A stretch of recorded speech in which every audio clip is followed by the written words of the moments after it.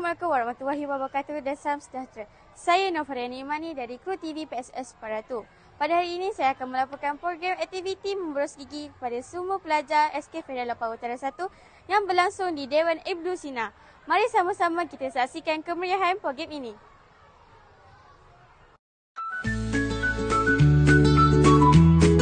Saya nak tahu dia tu.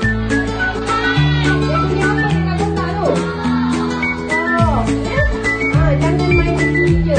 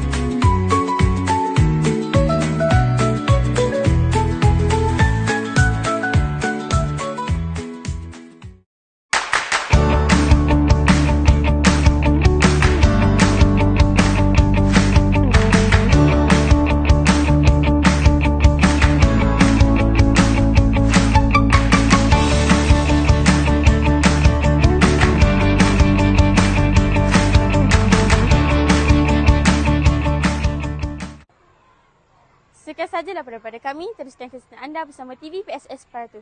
Jangan lupa like, share dan subscribe channel kami.